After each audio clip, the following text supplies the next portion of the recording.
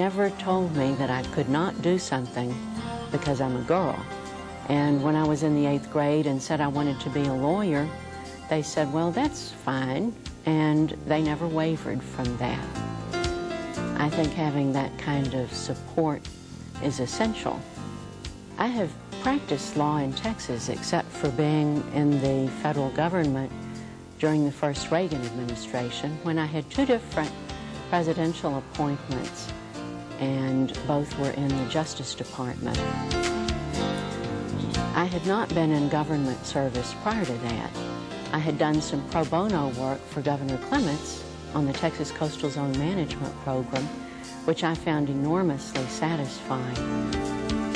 Government service is a high calling, and those of us who are able to work on behalf of the government on a volunteer basis, I think, are very blessed.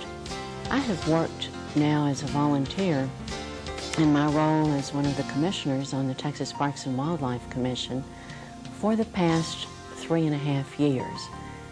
It's very satisfying work, it's exhilarating, and it's inspiring to see the men and women of the Texas Parks and Wildlife Department who work so hard on behalf of their constituency. I love the land, and I love being out of doors. It's in many ways a great spiritual experience to see the sky, the clouds, to hear the birds, to listen to water. Another area that I find enormously satisfying and important in a very personal sense is my volunteer work with the Nature Conservancy, both here in Texas and nationally. The Conservancy is a great organization.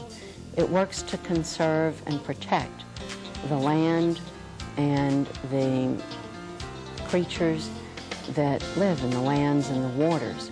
I think the world of the people and the organization of the Nature Conservancy, and I have fun in the volunteer activities that I do, and I see ways that we can help them perhaps with legislative initiatives or with striking agreements with other potential partners.